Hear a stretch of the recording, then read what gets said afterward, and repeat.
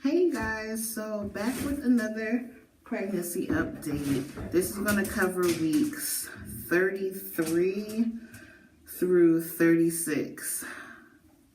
And I am so tired, but that's my dog, if you hear him.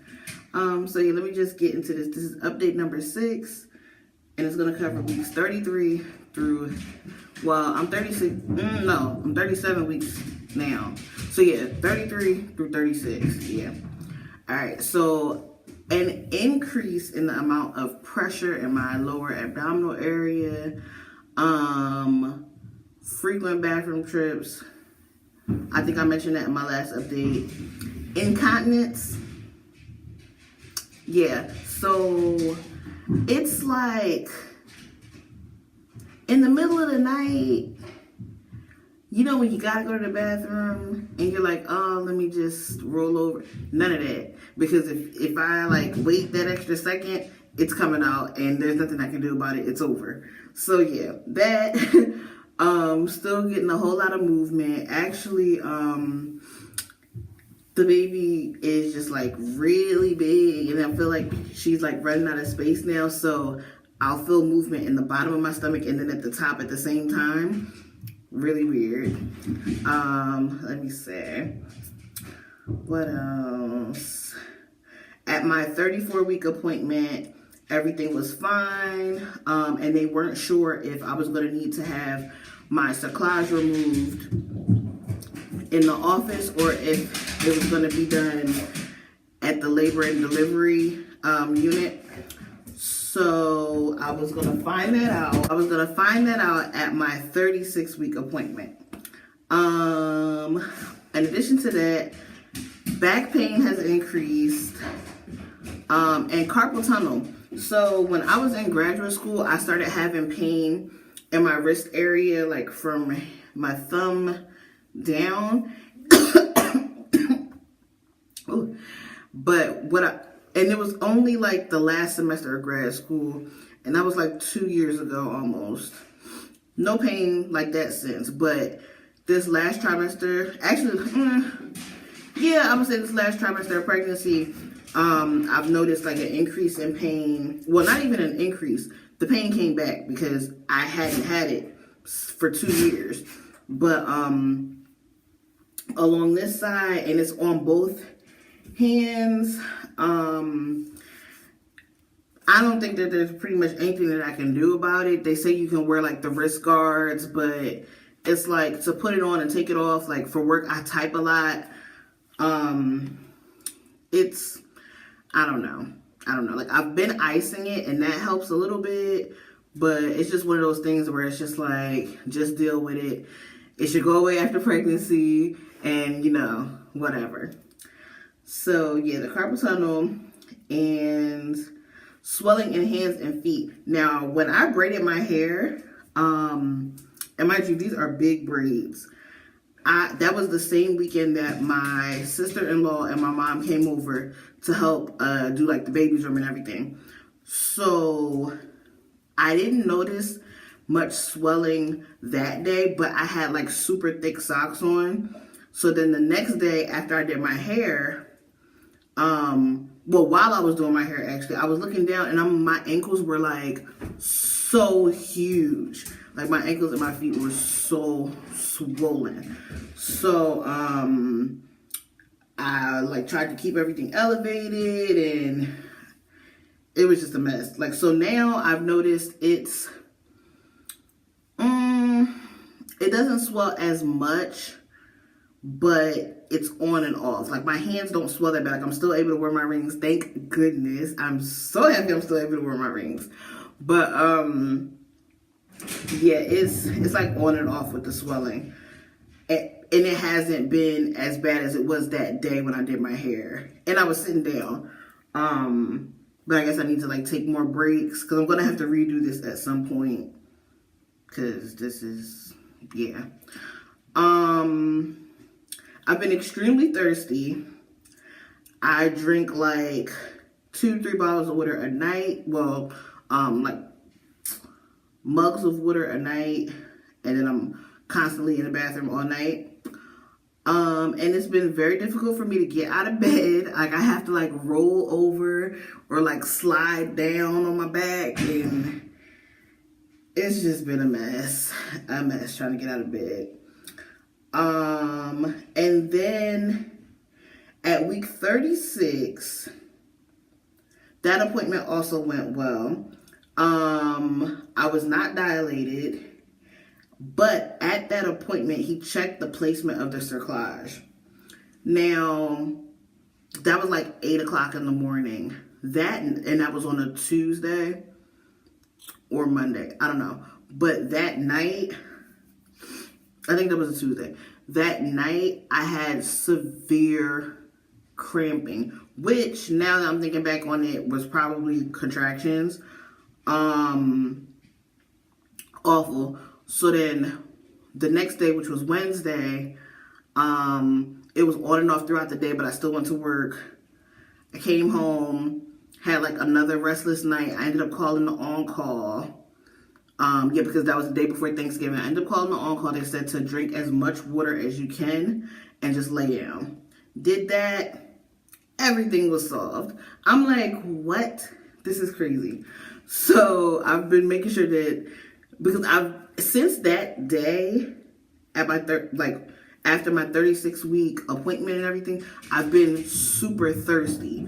So since I was having all of those contractions and everything, and they said to make sure that you're like staying as hydrated as possible, that's what I've been making sure that I've been doing. So in addition to me also being super thirsty, I've been trying to make sure that, okay, as soon as you feel like you're a little bit thirsty, drink until you can't drink anymore. So that's what I've been doing. I think that it's been helping a lot. And that's probably why I haven't had like much swelling in my hands, because they said that staying hydrated keeps down the swelling as well.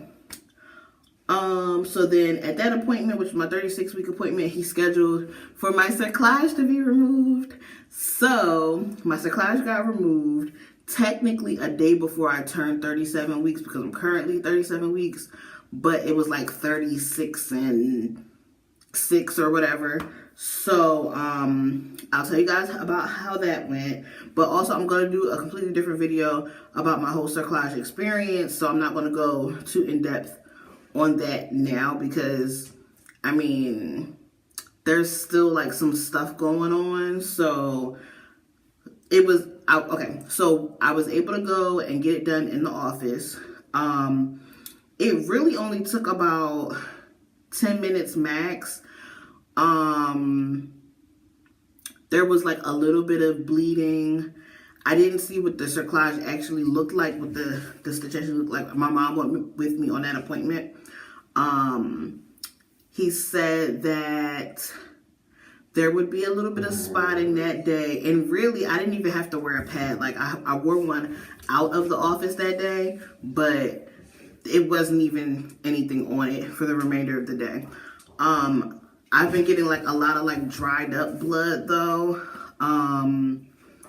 I would say the day after, but only when I wipe. Yeah, so that's pretty much it. Since I had the cerclage removed, that was Monday. Today is Thursday. I haven't had hardly any contractions. Like, they've been here, there, like just some regular Braxton Hicks contractions. Nothing as painful as they were last week. Nothing like last week. So when I got the stitch in, everybody's like, oh, as soon as you get the stitch out, the baby's going to fall out. And now it's like, it's been days, and she's, not that I'm in any rush for her to come out. I'm not in a rush at all. But it's been a few days, and I'm not feeling like, I feel like she's just comfortable. She's just chilling. So that's interesting. And I'm not due until the 18th. So, I mean, all she's doing in there is just getting plump right now. So,